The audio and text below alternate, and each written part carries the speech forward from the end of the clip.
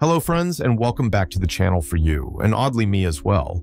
It's been a while since I posted, and while I do enjoy doing this video is not meant to be taken as a return to schedule. But for now, in this entry, we'll be taking a look at the vilified Judge Claude Frollo from Disney's The Hunchback of Notre Dame, a villain whom many deem as Disney's most evil human character, which appears to be quite a contradictory statement at face value, as Frollo appears to be the exact opposite of what we'd expect from a wicked person, a prim and pious man holding the position of a minister of justice. Nonetheless, Frollo's insidious nature already rears its ugly head with the first few words that he speaks in the film. Let's take a listen. Bring these gypsy vermin to the Palace of Justice. By labeling the gypsies as vermin, Frollo demonstrates that he dehumanizes them to be less than what they are, sentient beings like himself who are created in the same image of the god he fears. Later on in the film, he makes a demonstrative example of the gypsies to Captain Phoebus with ants. And if history has proven anything, it's that men who were involved in sordid acts of atrocities use this same method of dehumanization. David Livingstone Smith, a professor of philosophy who wrote the book Less Than Human, mentions in an interview that it's actually very difficult to inflict atrocities on another human being. Dehumanization allows the perpetrator to bypass any moral restraints in their conscience that would normally prevent them from causing grievous harm to another person. In the film Schindler's List, the Jews were labeled as rats. In 12 Years a Slave, we hear slave owner Edwin Epps either comparing his slaves to primates or objectifying them as simply his property. But back to Frollo. Just like these other characters, his dehumanization of the Roma people enables his cruelty against them. As to what is the exact source of his hatred against them, we can only speculate. Perhaps it's a racial or social bias, or out of religious pride as the gypsies had customs that were contrary to the sacraments of the church, or perhaps some measure of all three. Frollo reveals his bias against the gypsies when he prematurely and inaccurately concludes that Quasimodo's mother was carrying stolen goods. After the death of Quasimodo's mother, we see a trait of Frollo's that becomes a recurring theme in the rest of the film, namely his inclination to acquit himself of any guilt and to place it on his victim instead. In his mind, Quasimodo's mother fled, and so he pursued. Esmeralda cast a spell on him, so his obsessive lust is her fault. Quasimodo helped Esmeralda escape the cathedral, so it's his fault that half of Paris is burning. In his book, People of the Lie, psychiatrist M. Scott Peck labels this process as scapegoating through projection, with the person's aim of avoiding the guilt of their actions to maintain their pristine self-image. In essence, the evil person deceives themselves in order to satisfy their desire to appear good, but this goodness is effectively a lie, making them people of the lie. At its core, this scapegoating and the avoidance of guilt is rooted in narcissism and cowardice, and also possibly laziness. Narcissism in the sense that they believe their character is flawless. Cowardice in the sense that the evil person cannot endure any assault on their self-image and cannot bear the weight of their guilt. To accept any criticism is to accept a flaw in their personality, which then creates an obligation for the person to work on that flaw, and laziness cancels out any possibility of that. Now, everyone has flaws in their personality, and whenever we commit acts that aren't morally right, we experience guilt.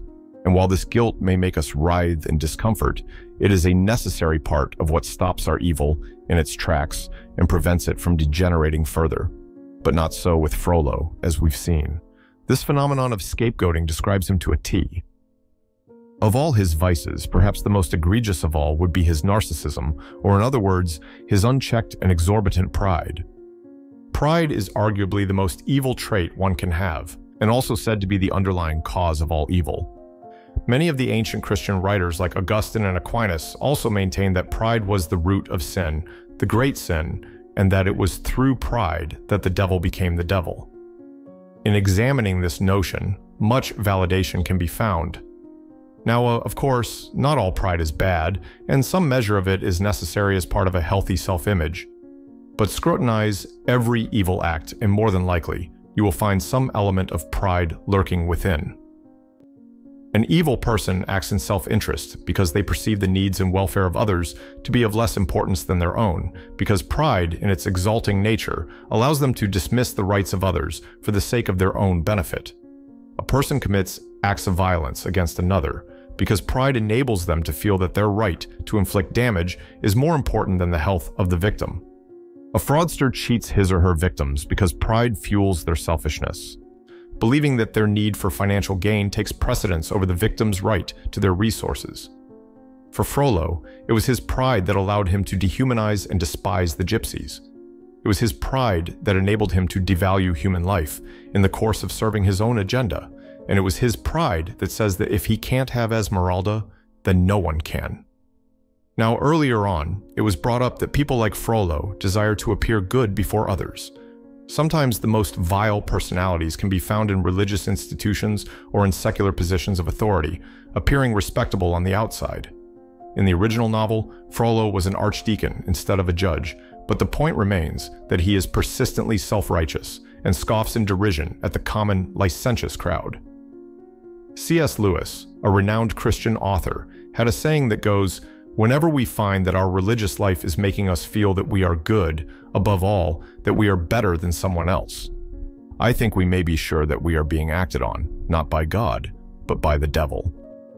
Eventually, this pretense falls apart, perhaps not in the mind of Frollo, as he unlikely would come to terms with his wickedness, but more in the public eyes of those he is beholden to.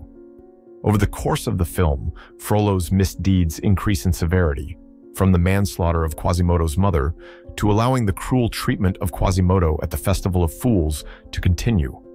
Then the attempted murder of the family at the mill, followed by the unwarranted execution of Captain Phoebus, and later the unlawful attempt to burn Esmeralda at the stake, followed by his attempted murder of Quasimodo and Esmeralda once more.